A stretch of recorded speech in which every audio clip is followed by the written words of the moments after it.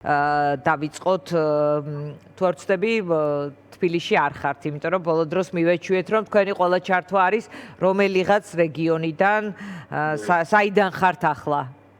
დიახ, ახლა არ ვარ თბილისში, ვემზადებით ჩვენი პოლიტიკური ექსპედიციისთვის, რომელიც იქნება აღმოსავლეთ საქართველოს მთიანეთში და ვაპირებთ რომ მოედნის გუნდმა მოვიაროთ მთლიანად მთელი ეს მხარე, პანკისი, თუშეთი, ხევსურეთი, ფშავი, ხევი და ველაპარაკოთ იმ ადამიანებს, რომლებიც იქ ცხოვრობენ და არიან რეალურად ქართული სახელმწიფოებრიობის მეციხოვნეები. ვნახოთ იქ რა ხდება, რა აქვთ მათ სათქმელი, ჩვენსაც ვეთქვით და ძალიან მნიშვნელოვანი მგონია ის რომ მთის ხმა ქართულ პოლიტიკაში წარმოდგენილი იყოს და ისმოდეს. ჩვენ გვესმის ძლიერად, რა თქმა უნდა, ქალაქების ხმა, მაგრამ მთის გარეშე საქართველოს არ არსებობს, მთის ხმას უნდა ყავდეს თავისი პოლიტიკური წარმომადგენელი და ჩვენ უკვე ძირითადად იქიდან გვექნება ხოლმე უახლოესი რამდენიმე კვირის განმავლობაში, იმიტომ რომ საკმაოდ ხანგრძლივი კამპანია იქნება ეს და საკმაოდ რთულიც, ფეხით მოგვიწევს უმეტესი მანძილის დაფარვა, მაგრამ ძალიან მნიშვნელოვან ადგილებზე მივალთ, ძალიან მნიშვნელოვან ადამიანებს შევხვდებით და გაგაცნობთ ასევე მაყურებლებსაც, ვინც ჩვენ გვერდებზე გამოყვება და გვაკვირდება, ყოველ საღამოს გვექნება ერთგვარი საველე დღიურები, შეჯამება ყოველი დღის და იმ ისტორიებს, იმ ადამიანებს მოგიყვებით და გაგაცნობთ. რა ქვია ლევან ამ კამპანიას? თქვენი პარტიის გაცნობა 28 წლისთვის მზადება, თქვენი პარტიის გაცნობა, თქვენს მიერ ხალხის გაცნობა და მათი პრობლემების გაცნობა, რამაც თქვენი პოლიტიკური მოძრაობის შინაარსი კიდევ უფრო მეტად უნდა განსაზღვროს. აი, როგორ შეიძლება ამ სათაურის მიღმა პოლიტიკური ექსპედიცია, ანუ ამის მიღმა გეკითხებით, რისთვის არის ეს მოძრაობა საქართველოს მასშტაბით? ეს არის იმისთვის, რომ აღარ არსებობდეს ის არასწორი მიდგომა პოლიტიკის კეთების, როგორც აქამდე იყო და როგორც სამწუხაროდ დიდწილად ხედავდა საზოგადოება, რომ პოლიტიკოსი თანამოქალაქეებთან ლაპარაკს მაშინ იწყებს, როდესაც არჩევნებია კარზე მომდგარი. და ჩვენ იმიტომ არ მივდივართ სადღაც, რომ არჩევნები მოდის და აი ამიტომ ჩავდივართ. არა, მართლა გულწრფელად გვაინტერესებს რა აქვთ ამ ადამიანებს სათქმელი.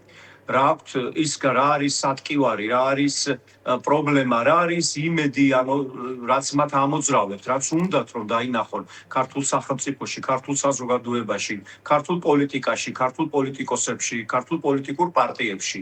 და ეს არის რასაც ვაკეთებ. ჩვენ ძალიან გულწრფელად ვამბობთ ხოლმე იმას, თუ რა გეგმები გვაქვს და ჩვენი გეგმა არის ეს, ჩვენ თებერვალში, როდესაც გავმართეთ გეხსოვებათ დიდი ფორუმი თბილისში, იქ ვთქვით, რომ ჩვენ მივალთ ყველაზე შორეულ სოფელშიც კი. და ამას ვაკეთებთ არა იმიტომ, რომ ეს რაღაც კარგი ფრაზა ან რაღაც, იმიტომ რომ მართლა გვაინტერესებს. რაც უნდა ბევრი ვიკითხოთ აქედან სტატისტიკა, ინფორმაციები ვუყუროთ, რა თქმა უნდა, სიუჟეტებს, რომელსაც ამზადებთ მედია საშუალებები იმ პრობლემებზე, რაც არის, არაფერი არ შეედრება იმას, როდესაც შენ თანამოქალაქესთან ერთად ზიხარ და ლაპარაკობ იმ საკითხებზე, რომელიც მას აღელვებს. შენს გაღელვებს, მას აღელვებს და ეს არის ჩემი აზრით ნამდვილი პოლიტიკა. ასე კეთდება დემოკრატიული პოლიტიკა და თავისუფლების მოედანი ამიტომ შევიქმნით, რომ შეგვექმნა ეს ახალი სივრცე პოლიტიკური სისტემის შუაში, ახალი პოლიტიკური ოჯახი, რომელშიც მრავალი ხმა მოგროვდებოდა ქალაქების ხმა, დიდი ქალაქების ხმა, მოგროვდებოდა მცირე ქალაქების ხმა, დიდი სოფლების ხმა, ბარის სოფლების ხმა, მთის ხმა და ეს არის დემოკრატიული პოლიტიკა და ასე კეთდება და ეს არ არის ზღაპარი, რომელსაც ჩვენ რაღაც თეორიებით ვიგონებთ, ხო? ეს არის ის გზა, რომელიც გაიარა ყველა წარმატებულმა ბრძოლამ დიქტატურის და ავტორიტარიზმის წინააღმდეგ. კი ბატონო, ლევან, ასეთი კითხვა მაქვს, თქვენ როგორ ფიქრობთ, ეხლა როგორ უყურებთ ამ საკითხს? უნდა იყოს ამ ტიპის მოძრაობა, რაზეც თქვენ ამბობთ, პოლიტიკოსები მიდიან, ჩამოივლიან ყველა კუთხეს, ყველა სოფელს, ყველა ქალაქს და მოქალაქეებთან საუბარში გამოკვეთენ მთავარ გზავნილებს, ერთი, თუ მეორე ასევე მორიგი თემა ოპოზიციურ პოლიტიკურ ველზე, რომ მოქალაქეებიც, პოლიტიკური პარტიებიც ყველანი გაერთიანდნენ თავისუფალი არჩევნების ანუ ვადამდე თუ ვადამდელის თუ კალენდარულის ამაზე არ აქვს ლაპარაკი. თვითონ შინაარსობრივად თავისუფალი სამართლიანი არჩევნების მისაღწევა და შემდეგ პარტნიორების ჩართულობით რაღაც იძულება, რომ ხელისუფლება გარკვეულ დათმობებზე წამოვიდეს. მე ელენე ხოშტარიას გუშინ რეაქციისთვის მიცემულ ინტერვიუს ვეხმაურები, სადაც ის ამბობს, რომ აი თავისუფალი არჩევნები უნდა იყოს, შეიძლება რაც ჩვენ დავწერეთ ალიანსმა ეს 6 პუნქტი ყველასთვის არ იყოს ერთიანად გასაგები და რაღაც ყველასთვის გასაგები უნდა გავხადოთ, რას ვითხოვთ. როგორ ფიქრობთ, ეს ორი სხვადასხვა საკითხია თუ შეიძლება ამ ორი თემის რაღაც ამ მოძრაობის დროს ასევე ამ თემებზე საუბარი ხალხთან? აი ამ თემაზე რა სიტყვით თავისუფალი არჩევნების მოთხოვნაზე? რამდენიმე რამეს ვიტყვი, რა თქმა უნდა, მადლობა ამ შეკითხვისთვის. ესენი ერთად შეიძლება კი არა, ესენი ერთმანეთის გარეშე არ არსებობს. აი ეს არის, რაც არის უმთავრესი საკითხი. თავისუფალი არჩევნები რისთვის გჭირდება? თავისუფალი არჩევნები მე და არც ერთ თავისუფლების მოედნელს და დარწმუნებული ვარ, არჩევ ბევრ კოლეგას ოპოზიციაში არ ჭირდება იმისთვის, რომ თვითონ მოხვდეს რაღაც თანამდებობაზე. თავისუფალი არჩევნები ჩვენ გვჭირდება იმისთვის, რომ სწორედ ის სატკივარი და ის სათქმები, რასაც ჩვენ ვისმენთ თანამოქალაქეებთან შეხვედრების დროს, გახდეს პოლიტიკის ნაწილი. გახდეს სახელმწიფო პოლიტიკის ნაწილი. აბა ცალკე აღებული სამართლიანი არჩევნები, რა გჭირდება რაღაცა უნდა ჩავხაზოთ რაღაც წერტილი გავაფერადოთ, რომ რაღაც შევასრულეთ? არა. თავისუფალი არჩევნები ჩვენ ზუსტად იმიტომ გჭირდება, რომ რაც ხალხს უჭირს ის გაკეთდეს, ის პრობლემები გადაწყვეტს და პოლიტიკოსებმაც და მოქალაქეებმაც ერთმანეთი იპოვნონ და პოლიტიკოსების საქმე რა არის? ჩვენ ვართ წარმომადგენლები, ხო? პოლიტიკური პარტიის ერთ-ერთი ფუნქცია, იმ ძირითად 5-6 კლასიკურ ფუნქციას თუ ავიღებთ, პოლიტიკური პარტიების არის საზოგადოებრივი ინტერესების წარმოდგენა პოლიტიკასა და სახელმწიფო მმართველობაში, ხო? და ამისათვის გჭირდება სამართლიანი არჩევნები. ამიტომ ესენი ის კი არა, რომ აი ეს ანის არა, ერთი მეორის გარეშე არ არსებობს და ერთი მეორის გარეშე სამართლიანი არჩევნები თუ კი არ მოიტანს ადამიანების პრობლემების რეალურ გადაჭრას, მე თქვენთანაც მისაუბრია ეთერებში და სხვაგანაც, ხო? ისეთი პრობლემების წინაშე დგანა ჩვენი თანამოქალაქეები, რომ ამ პრობლემებს თუ არ გადაჭრი, აბა რა გესაქმება საერთოდ პოლიტიკაში? აი რა გინდა პოლიტიკაში რას აკეთებთ? ხო, მაგრამ ნახეთ ლევან, თქვენ სხვაგვარად ნახეთ მე ჩემი დაკვირვებით თქვენ როგორ სვამთ საკითხს, რომ ხალხის პრობლემების ასასახად გვინდა ეს ცვლილებები და ეს არჩევნები, მაგრამ ოპოზიციური პოლიტიკური სპექტრი ეხლა სტუდიებში ზოგადად რა თემატიკაც არის მათთვის, მათთან დაკავშირებით, რაზეც საუბრობენ, ძირითადად ეხება იმას თუ რა ფორმატით იურთიერთობენ ერთმანეთთან, ან როგორ არჩევნებში წავლენ და ასე შემდეგ. ანუ ძირითადი თემატიკა არის მათ სტრუქტურაზე, მათზე და არა ისე იმ ტრაექტორიით, როგორც თქვენ საუბრობთ. ანუ თქვენ ამბობთ, რომ ეს უკუღმა უნდა იყოს. ანუ ჯერ ხალხი არჩევნები რა გვინდა? იმისთვის რომ უცხირიზე გახდეს დეპუტატი, ვიყავი ეს დეპუტატი და დავტოვე მანდატი, იმიტომ რომ დავინახე, რომ იმ პარლამენტში არ მექნებოდა შესაძლებლობა იმ ინტერესების გამოხატვის, რომელიც ჩემ ხარდამჭერებს ანუ თუ ვერ გაიმარჯვებთ, კიდევ დატოვებთ? არა, ვერ გამარჯვებაზე კი არ არის. შეიძლება იყოს არჩევნები, რომელშიც ვერ გაიმარჯვებთ, მაგრამ იქნება სამართლიანი. და როდესაც იქნება სამართლიანი არჩევნები, სამართლიანი არჩევნების შედეგებს ყველამ უნდა წეს პატივი. გავიმარჯვებთ თუ არ გავიმარჯვებთ, ეს იქნება ქართველი ხალხის და ამომრჩევლების გადასაწყვეტი. და ეს არის მთავარი საკითხი, იცით? და ეს არის ცენტრალური ამბავი, რაზეც უნდა იყოს ფოკუსირებული პოლიტიკა. კი, რა თქმა უნდა, პოლიტიკურ პარტიებს შორის ურთიერთობების ფორმატები და ასე შემდეგ, ესენი არის ნიშნულოვანი რაღაც სისტემური საკითხები, მაგრამ ჩემთვის ნიშნულოვანი არის რა, მთავარი არის ჩემთვის ასევე ის, ამ ყველაფერთან ერთად, რომ ამ მოქალაქეების ხმა წარმოვადგინო უკეთესად ჯერ ოპოზიციურ ცხოვრებაში, პოლიტიკურ ცხოვრებაში ის საკითხები, მაგალითად, რომლებიც ყოველდღიური ტრაგედიები ხდება, ხომ, ქვეყანაში, როგორ შეიძლება ეს არ იყოს, ეს უფრო მნიშვნელოვანი საკითხი არ იყოს, ვიდრე ის, რომ ვარჩიოთ ერთმანეთის Facebook პოსტები. სამართლიანი არჩევნები, რა თქმა უნდა, ძალიან მნიშვნელოვანია. მგონია და მე მგონია რომ სწორედ ეს პროტესტი რაც ამდენი ხნის განმავლობაში არსებობს, სწორედ სამართლიანი არჩევნების მოთხოვნის გარშემო რამდენად არსებობს. შეიძლება ეს თემა გახდეს საყოველთაო? აი დაახლოებით ისე როგორც ელენეს ვციტირებ, გამარჯობა, თავისუფალი არჩევნები, როგორ ახარ თავისუფალი არჩევნები, ვთქვათ, ხინკალი გინდათ რესტორანში, ჯერ თავისუფალი არჩევნები, რაღაც ამ დონეზე შეიძლება ახლა არ ვუტრირებ პრინციპში ციტატა დაახლოებით შევა არაზუსტად, მაგრამ რომ ეს იყოს წარმართველი ძალიან საყოველთაო, რამდენად შეიძლება ეს გახდეს და რა პრინციპებზე უნდა შეთანხმდეთ, ვინ უნდა შეთანხმდეთ, ყიფიანის ინიციატივას იცნობთ ალბათ, იმიტომ რომ თქვენ ალბათ ელენემდე გქონდათ ამ ჯგუფთან კომუნიკაცია, ახლა ელენე იწერება რომ აი ეს მისი ინიციატივის შემდეგ დაუკავშირდა და სრული თანხwebdriver აქვს ამ ხრივ პოზიციებში. მე მგონი ის რომ ქვეყანაში უნდა იყოს სამართლიანი არჩევნები, აბა მაგალითად რისთვის არსებობს რუსთაველის პროსპექტი. ორი მთავარი მოთხოვნის გარშემო დგას ეს პროტესტი. ხო, ანუ რაღაცა ახალი აღმოჩენა ხომ არ ხდება ახლა. ამდენი ხნის განმავლობაში ადამიანები თბილისში, ბათუმში, ჩხოროწყუში, ზუგდიდში, ტყავში, სხვაგან რისთვის იკრიბებიან? რა ეხლა უნდა აუხსნათ პოლიტიკოსებმა რომ სამართლიანი არჩევნები კარგია, მაგრამ ნახეთ, როცა პოლიტიკური სპექტრი იღებს არჩევნებში მონაწილეობის გადაწყვეტილებას, როცა პოლიტიკური სპექტრი უნდა შეთანხმდეს რაღაც, მაგალითად, როგორც ალიანსმა გამოაქვეყნა 6 პუნქტი, 3 იქნება, 5 იქნება, 8 იქნება, რაღაც წესრიგზე და ხელისუფლებასთან ლაპარაკზე.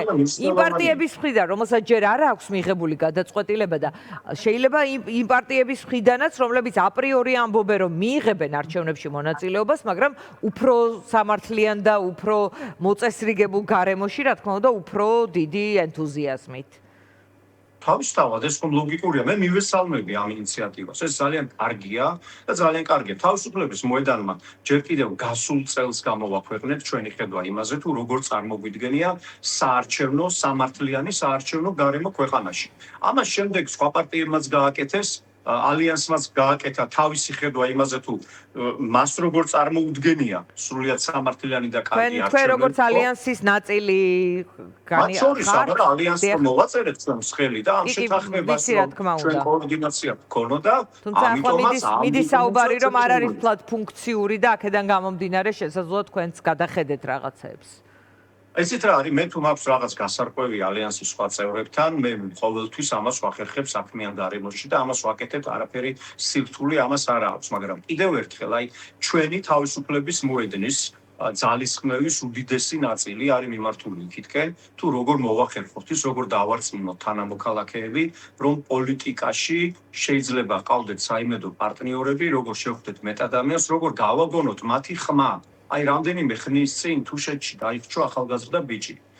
იმიტომ რომ ხიდი არ გააკეთეს დროულად და კარგად იქ. აი ეს არის ძალიან მნიშვნელოვანი საკითხი. რატომ? იმიტომ რომ ვიღაცეები რაღაცებს იპარავენ, ხო, ქართული ჯარიდან, ინფრასტრუქტურიდან, ბიუჯეტიდან და ასე შემდეგ და ასე შემდეგ. ესენი არის უმნიშვნელოვანესი პრობლემები. ცოტა ხნის წინ ვიყავი საოკუპაციო ხაზთან მდებარე სოფელთან. და იქმე ადამიანები თვალზე სრემლომდგარი მიყვებოდნენ, როგორ დაიღუპა 42 წლის მამაკაცი, იმიტომ რომ სამედიცინო დახმარება ვერ მიიღო დროზე. და მე ვლაპარაკობ საოკუპაციო ხაზთან მდებარე სოფელზე, რომელშიც უნდა იყოს ქართული სახელმწიფო საუკეთესო სახით წარმოდგენილი. აი ეს არის მთავარი სტრატეგია, ეს არის მთავარი გზა, რაც უნდა გავიაროთ. ჩვენ ოპოზიციურ პარტიებს, რა თქმა უნდა, გვექნება ეს სისტემური დისკუსიები, საუბრები ერთმანეთთან, მივესალმები ამ ახალ ინიციატივასაც, რომ თავისუფალი არჩევნები იყოს, ეს ამყარებს. ყველაფერი იმას, რაც მანამდე მოხდა, რაც გააკეთა ალიანსმა, რაც გავაკეთეთ თავისუფლების მოედანმა, სიამოვნებით კიდევ დამატებით ამაზე, რა თქმა უნდა, ჩვენ გვაქვს ხოლმე შეხვედრები და ძალიან ნაყოფიერი და სასარგებლო კიდევ გვექნება საუბარი. ეს საზოგადოება, რომელიც ყოველდღიურად იკრიბება პროტესტში და საქართველოს დროშას ამახად აფრიალებს, ამისათვის აფრიალებს, აი ამ ორი მოთხოვნისთვის, უპირობო თავისუფლება პოლიტპატიმრებს და სამართლიანი არჩევნები. ასე რომ აი ეს პოლიტიკური პარტიების ინიციატივები ამყარებს აი ამ კონსენსუსს საზოგადოებაში და ძალიან კარგია, რაც მეტი პოლიტიკური პარტია, რაც მეტი პოლიტიკოსი ისაუბრებს ამაზე, მაგრამ ამასთანავე აი ამ არჩევნებს პირდაპირ და ნათლად დაუკავშირებს იმას, რომ ეს იმისთვის გვჭირდება, რომ აი ეს პრობლემები გადაიჭრას და დაარწმუნებს საზოგადოებას, რომ მერე ის რომ მოვა, უარესს არ გააკეთებს. ჩვენ გვჭირდება ისეთი პოლიტიკა და ისეთი პოლიტიკოსები, რომლებიც ოცნებაზე ნაკლებს კი არ დააშავებენ, საერთოდ არ დააშავებენ. რომლებიც იმაზე ნაკლებს კი არ მოიპარავენ, საერთოდ არ მოიპარავენ. და აი ამ ადამიანების პრობლემებს გადაჭრიან და აი ამ ადამიანების იმედებს ქართული ოცნებისგან განსხვავებით განახორციელებენ და ფრთებს შეასხავენ სწორედ სამართლიანი არჩევნების საშუალებით. ამიტომ კიდევ ერთხელ დაუბრუნდები იმ თემას, ეს ორი ერთმანეთისგან გამიკვირვებული კი არ არის. ეს არის პრინციპულად ერთი ამბავია და მხოლოდ ასე შეიძლება არსებობდეს წარმატებული, ბედნიერი და თავისუფალი სახელმწიფო. იმიტომ სამართლიანი არჩევნები არის მიზანი იმისათვის, რომ ადამიანების ცხოვრება გავაუმჯობესოს. ყოველ შემთხვევაში მოედნისთვის და მე დარწმუნებული ვარ, ბევრი ჩემი კოლეგისთვისაც ოპოზიციური ველიდან. ნახეთ, ლევან, თქვენ ასეთ რამეს ამბობთ, რომ უნდა დავარწმუნოთ ადამიანები, რომ უნდა დავარწმუნოთ ამ ვითარებაში ადამიანები. ანუ თქვენ ამით ფაქტობრივად აღიარებთ, მიუხედავად იმისა, რომ თქვენ მონაწილეობდით შეიძლება არა პერსონალურადაც, მაგრამ არა თქვენი გუნდის სახელით, მაგრამ 24-ის არჩევნებში თქვით, რომ ის გაყალბდა, ანუ თქვენ გაგვჭ დაბეჭდილება, რომ ოპოზიციამ გაიმარჯვა და არა ხელისუფლებამ, მაგრამ ამბობთ, რომ ისე გაიმარჯვეთ, რომ ხალხი არ იყო დარწმუნებული, რომ თქვენ შეძლებდით რაღაცის შეცვლას, ახლა უნდა და ანუ თუ 2024-ში რეალურად თქვენ გაიმარჯვეთ და არა ხელისუფლებამ, რაღაცში არწმუნებთ ახლა ანუ რა ჩავარდნის ამოვსება გინდათ, თუ ფიქრობთ, რომ 2024-ში გამარჯვება ოპოზიციის მხარეს იყო, რომ არ გაყალბებულიყო არჩევნები. ჩვენ გვჭირდება ბევრად უფრო კარგად ორგანიზებული პოლიტიკური წინააღმდეგობა. ჩვენ გვჭირდება ბევრად უფრო ძლიერი პოლიტიკური ორგანიზაციები, ბევრად უფრო მეტი აქტიური საქართველოს მოქალაქე, რომელსაც თავისი წვლილი შეაქვს პოლიტიკურ ცხოვრებაში. 5-10 ან 50 პოლიტიკოსი ცალკე აღებული არა. ჩვენ აი ეს სივრცე უნდა, ობიექტური თუ სუბიექტური მიზეზების გამო და გარემოებების გამო არსებობს გაუწყოება პოლიტიკასა და საზოგადოებას შორის. ხო, აი ხშირად გაიგებთ, რომ მე აპოლიტიკური ვარ და ასე შემდეგ, ხო?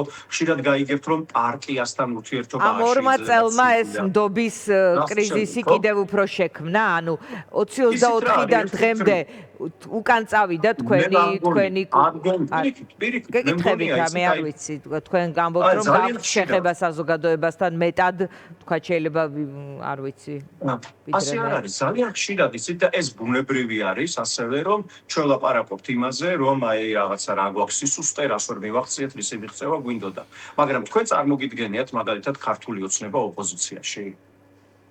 რომ აი ამ თუნდაც ამას ასეთ პირობები აღარ იქნება მე არასოდეს, მაგრამ აი ზოგადად უბრალოდ სრულიად დემოკრატიული გარემოც რო იყოს. წარმოგიდგენიათ ოპოზიციაში რომელიმე ქართული ოცნების დღევანდელი ლიდერი, ხალხი რომელიც საკუთარ გუშინდელ მეგობრებს ზურგში დანაცვლად ყავს. ამიტომ ჩვენ შეიძლება ვისაუბროთ იმაზე, რომ ოპოზიციას რაღაც აქვს გამოსასწორებელი, მაგრამ და ასევე არ შეიძლება ვისაუბროთ ოპოზიციაზე, როგორც ერთგვაროვან წარმონაქმნზე, რომ აი ხშირად გამიგია ეს, რომ აი ოპოზიცია ასეთია, რას ნიშნავს ოპოზიციაში არის? ანუ თქვენ სხვაგვარი ხართ, სხვაგვარი, ანუ რაღაც სხვა, რა თქმა უნდა, უპირატესობის გრძნობა გაქვს სხვებზე? ოპოზიციური პარტიები ერთმანეთთან განსხვავდებიან, ხო? ამიტომ ჩვენ შეიძლება არის რაღაც საერთო სისუსტეები და საერთო სირთულეები, რომელსაც გვინდა გადავლახოთ. მაგრამ ასევე ყველა ოპოზიციურ პარტიას აქვს თავისი ძლიერი მხარეები, ადამიანები, პოლიტიკური ხედვა, კამპანიები, რომელსაც აწარმოებენ და ამიტომ ეს ოპოზიციაზე კი ბატონო ვისაუბროთ, მაგრამ ეს იქნება ზედმეტად განზოგადებული მსჯელობა, რომელიც კონკრეტულს არაფერს არ მოგვიტანს. მაგრამ მე ამით იმისი თქმა მინდა, რომ ოპოზიციაში ასევე არის ამდენი ხნის განმავლობაში ამ რეპრესიების დროს, აი ამ ტოტალური დაშინების და ასე შემდეგ. მიუხედავად ამისა, აი მართლა რომ თუნდაც თავისუფლების მოედანი ვახერხებდა ნახევარი საქართველო თითქმის უკვე შემოვიარეთ. ეს ჩემი აზრით, ეხლა არ მინდა რომ თავის ქებასავით გამომივიდეს, მაგრამ არც ხუთვარსკვლავიან სასტუმროებში გვიცხოვრია და არც რაღაცა. ხო, საკმაოდ შრომატევადი რთული. ეს რაღაც მიღწევა მაინც არის ჩემი აზრით. ანუ ფიქრობთ, რომ სხვები ამას არ აკეთებენ? ხუთვარსკვლავიან სასტუმროს ფული არ გვაქვს, ჩივიან?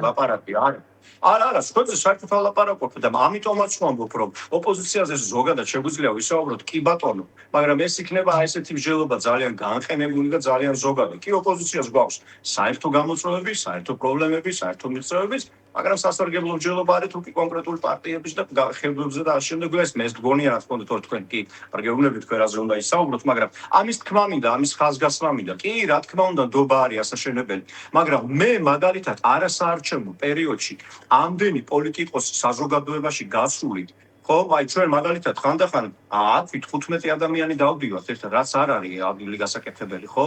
და ხვდებით ადამიანებს, თუნდაც ჩვენზე მცირე ადამიანები იყვნენ. ახლაც წავალთ ისეთ სოფლებში, სადაც შეიძლება ერთი ადამიანი ცხოვრობდეს.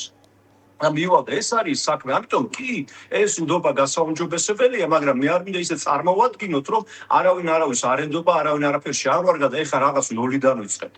ნოლიდან კი არ ვიწყებთ. აი ეხლა აი ამ ბრძოლაში იბადება ახალი ქართული პოლიტიკური საზოგადოება.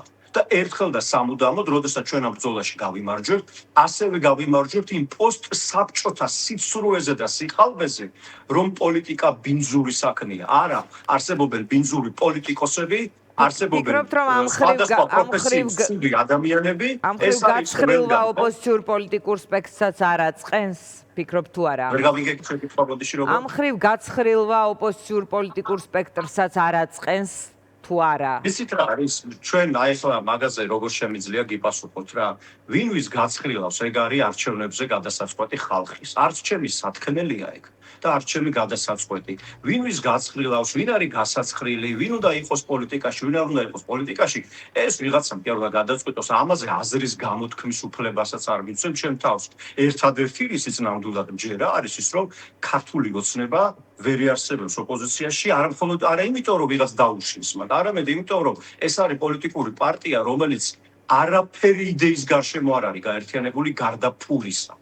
და ეს ფული რო აღარ იქნება ამ პარტიაში არის რამდენიმე ადამიანი, რომელიც წინა ხელისუფლების დროს ოპოზიციაში ყოფილა და აქვს გამოცდილება ოპოზიციაში ყოფნის. არჩევნები, თავისუფალ არჩევნებში უნდა გავიდეს ქართული ოცნებაც.